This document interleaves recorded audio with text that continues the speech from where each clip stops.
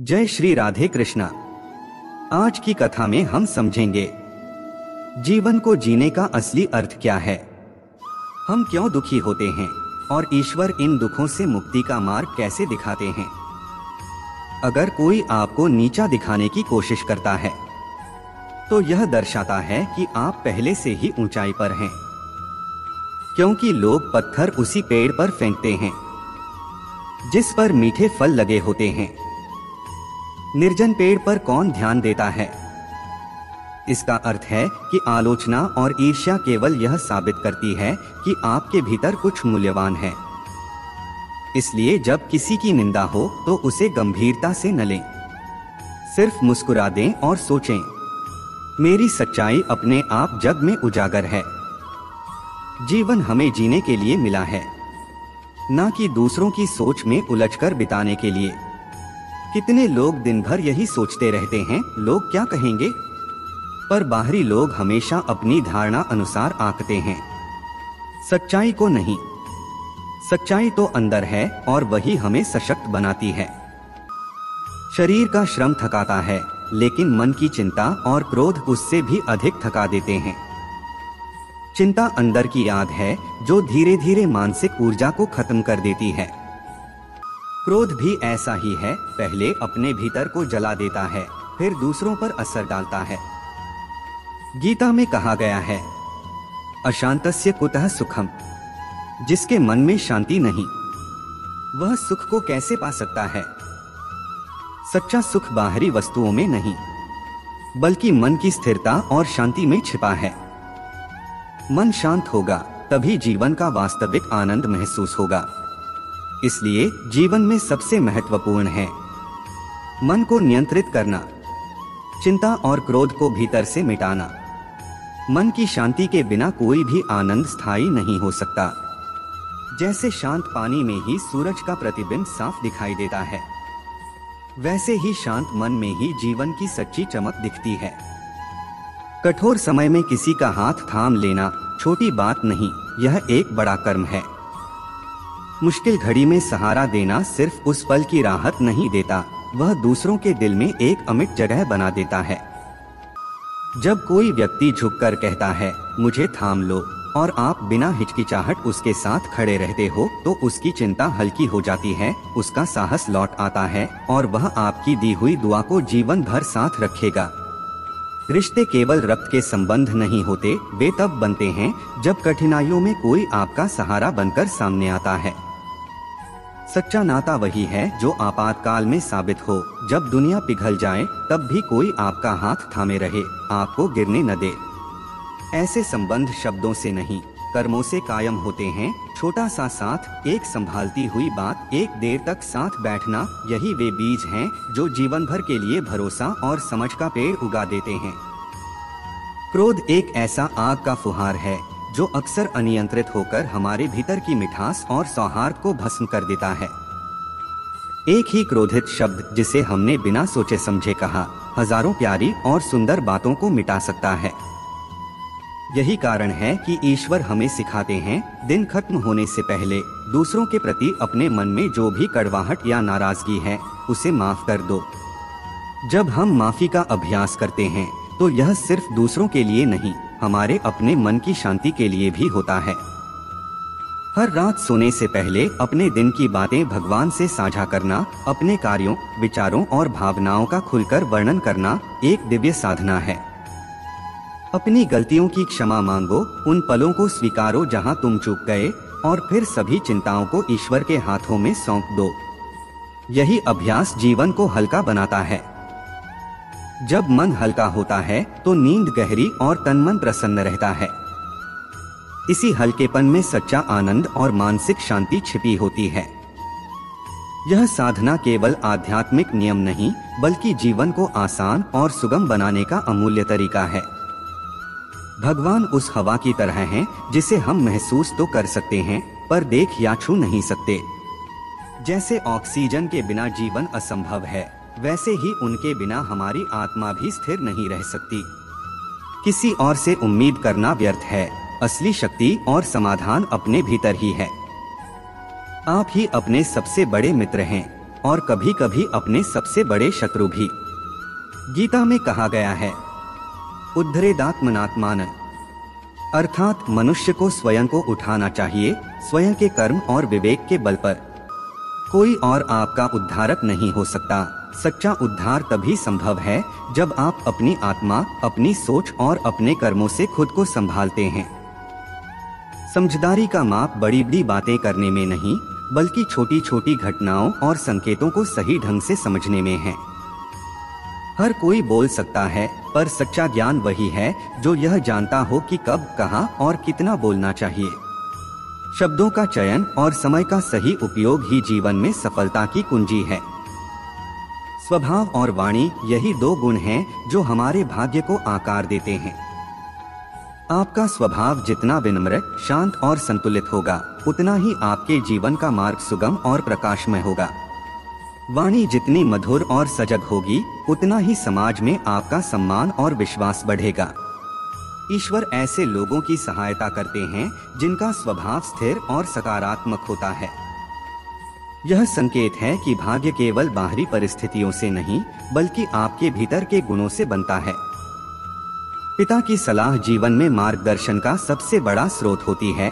उनका अनुभव और दृष्टिकोण हमें कठिन निर्णयों में सही राह दिखाता है। माँ की छाया, उसका प्रेम और सुरक्षा दुनिया की किसी भी संपत्ति या शक्ति से बढ़कर है। यह वह जगह है जहाँ मन हमेशा सुरक्षित और स्थिर महसूस करता है। भाई जीवन में सबसे सच्चा साथी है जो बिना किसी शर्त के आपके साथ खड़ा रहता है। और बहन वह शुभचिंतक है जिसका आशीर्वाद और सकारात्मक सोच हमारे जीवन को संवारता है। परिवार के साथ समय बिताना केवल भौतिक सुख देने वाला नहीं है, यह मन और आत्मा दोनों के लिए पोषण है। जब सुख के पल परिवार के साथ साझा होते हैं तो उनकी मिठास बढ़ जाती है, और जब दुख आता है तो वह आधा सा लगने लगता है, क्योंकि कोई आपके साथ खड़ा होता है। यही सच्चा धन है, संपत्ति, प्रतिष्ठा या सफलता नहीं, बल्कि वह प्यार, सहयोग और सुरक्षा जो परिवार से मिलता है। जो भी आपके पास है, चाहे वह स्वास्थ्य हो, परिवार का प्यार हो, मित्र हो या रोजमर्रा की छोटी छोटी खुशियाँ, उनके लिए हर दिन ईश्वर का धन्यवाद करना न भूलें।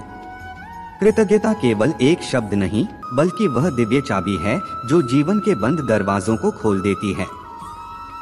जब हम सच में आभारी होते हैं तो हमारे मन के द्वार भी खुल जाते हैं और जीवन में नई संभावनाएं प्रकट होती हैं। प्रार्थना एक ऐसा माध्यम है जिसमें हम अपने विचार, भावनाएं और इच्छाएं ईश्वर के समक्ष रख सकते हैं। वहीं ध्यान वह मार्ग है जिसमें हम अपने भीतर की सुनते हैं और धीरे धीरे ईश्वर के स्पर्श और मार्गदर्शन का अनुभव करते हैं। प्रार्थना में हम भगवान से बात करते हैं और ध्यान में भगवान हमसे। इसलिए हर दिन कुछ पल अपने भीतर उतरने के लिए निकालिए। यह पल केवल मौन का नहीं, बल्कि आत्मा के भीतर ईश्वर की उपस्थिति का अनुभव करने का है। यही वह जगह है जहां सच्चा शांति, शक्ति और आनंद मिलता है। श्री कृष्ण का जीवन हमें यह सिखाता है कि हर मनुष्य को जीवन में कुछ न कुछ खोना पड़ता है। उनके अपने जीवन में भी अनेक प्रिय संबंधों और सुखों का अभाव रहा। माँ यशोदा अलग हो गईं, नंद बाबा से बिछड़ गए और राधा की दूरी भी उन्हें झेलनी पड़ी। फिर भी उन्होंने कभी इन खोई हुई चीजों को अपने दुख का कारण नहीं बनाया, क्योंकि श्री कृष्ण समझ गए थे कि जीवन में छूटने वाली हर चीज केवल अस्थायी है। असली हानि तब होती है जब हम मन, आत्मा और अपने दृष्टिकोण की स्थिरता खो बैठते हैं। उन्होंने यह सिखाया कि चाहे संसार की कितनी भी चीजें हमारे हाथ से चली जाएं, मुस्कुराना और जीवन की आंतरिक खुशी को बनाए रखना हमारा अधिकार और हमारा कर्तव्य है। जो कभी नहीं छूटता वह है देवत्व, आनंद और आत्मा की मुस्कान। यह आंतरिक आनंद हमारे भीतर छुपा है और बाहरी परिस्थितियां उसे कभी छीन नहीं सकती। श्री कृष्ण की यही शिक्षा है कि हम जीवन की अनिश्चितताओं में भी अपने भीतर की शांति और प्रसन्नता को कायम रखें। कभी सोचो, जब कोई तुम्हें अच्छा लगता है तो वास्तव में वह व्यक्ति इतना अच्छा है या तुम्हारी नजर में अच्छाई देखने की क्षमता? सही मायनों में अच्छा वह नहीं है, बल्कि तुम्हारी दृष्टि में अच्छाई है। जो व्यक्ति अच्छाई को देख पाने की शक्ति रखता है वही वास्तव में जीवन में भक्ति और सकारात्मकता का अनुभव करता है।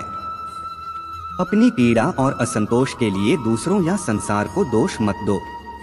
असली कारण और समाधान हमेशा भीतर होते हैं। अपने मन को समझो, क्योंकि वही तुम्हारे सुख दुख का असली निर्माता है। जब मन शांत और सकारात्मक होता है, दुनिया की हर घटना में अच्छाई दिखाई देती है। और जब मन नकारात्मक या क्रोधित होता है, तो वही दुनिया भी कठिन और अप्रिय प्रतीत होती है। इसलिए मन बदलो, दृष्टि बदल जाएगी और साथ ही तुम्हारा संसार भी बदल जाएगा। गीता में कहा गया है, नैव पापं कर्म कुर्वन् योगी संन्यस्त कर्मणा। अर्थात जो व्यक्ति ईश्वर में विश्वास रखता है और अपने कर्मों को समर्पित करता है, उसका प्रत्येक कार्य साधना बन जाता है। जब कर्म ईश्वर के समर्पण में किया जाता है, तो न तो उसका भार बनता है और न ही उसका दोष।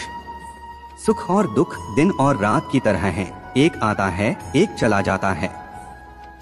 जीवन में स्थायी कुछ भी नहीं, इसलिए घटनाओं पर बहुत अधिक निर्भर मत रहो। जो भी परिस्थिति आए, अपने कर्मों में निरंतर रहो। कर्म ही तुम्हारा धर्म है, यही वह साधन है जो तुम्हें जीवन में स्थिरता, सफलता और शांति प्रदान करता है। किसी के सामने हाथ जोड़कर या अत्यधिक अनुरोध करके न तो सच्चा प्रेम मिलता है और न ही वास्तविक सम्मान। अपने स्वाभिमान को हमेशा जीवित और मजबूत रखो। जो चीज या व्यक्ति तुम्हारे लिए लिखा है, वह अपने समय पर तुम्हारे पास आएगा, बाकी सब बस समय की धूल में विलीन हो जाएगा। याद रखो, हार मान लेने की आदत धीरे धीरे सफलता की राह को बंद कर देती है। इसके विपरीत लगातार कोशिश करने और कभी हार न मानने की आदत तुम्हें अजेय बना देती है। यही मानसिक दृढ़ता और आत्मविश्वास का रहस्य है। जो व्यक्ति कभी रुकता नहीं, वह अंततः अपने लक्ष्य को पा ही लेता है। परिस्थिति या स्थान केवल बाहरी प्रतीक हैं। लोग तुम्हें उसी नजर से आंकते हैं जो वातावरण और संग पर आधारित होता है। अगर शराब की दुकान पर बैठकर दूध पियोगे तो लोग तुम्हें शराबी ही समझेंगे, और अगर मंदिर में बैठकर पानी पियोगे तो लोग तुम्हें साधु मानेंगे। इससे यह स्पष्ट होता है कि संग और परिवेश का प्रभाव हमारे व्यक्तित्व और समाज में हमारी छवि पर कितना गहरा पड़ता है। इसलिए अपने संग का चयन बेहद सोच समझकर करना चाहिए। जो संग ईश्वर के नाम, सत्कर्म और सद्भावना से भरा हो, वही संग तुम्हें उठाएगा, मार्ग दिखाएगा और तुम्हारे अंदर सकारात्मक ऊर्जा और आध्यात्मिक शक्ति का संचार करेगा। गलत संग सिर्फ भ्रम और उलझन ही देता है। सही संग जीवन को उजागर और मजबूत बनाता है। जीवन केवल समय की गिनती करने या पल पल को व्यर्थ में बिताने के लिए नहीं मिला है। यह हमें सीखने, समझने और भीतर से मजबूत बनने का अवसर देता है। हर दुख, हर चोट, हर असफलता, ये केवल कठिनाई नहीं, बल्कि ईश्वर की ओर से दिए गए पाठ हैं, जो हमें अनुभव से समझना और बदलना सिखाते हैं। जब मन में भक्ति जागृत होती है, हृदय में करुणा का प्रवाह होता है और वाणी में मधुरता का संचार होता है, तब हर कार्य, हर संबंध और हर क्षण स्वयं एक पूजा बन जाता है।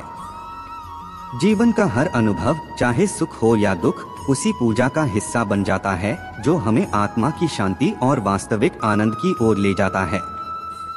तो चलिए आज एक संकल्प लें।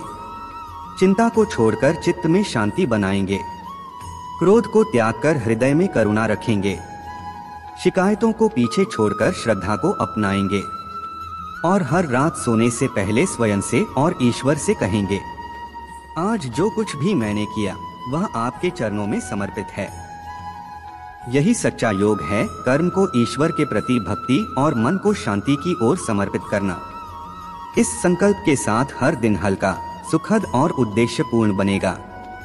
फिर मिलेंगे अगली कथा में, नई सीख, नए भाव और नई प्रेरणा के साथ। जय श्री राधे कृष्ण।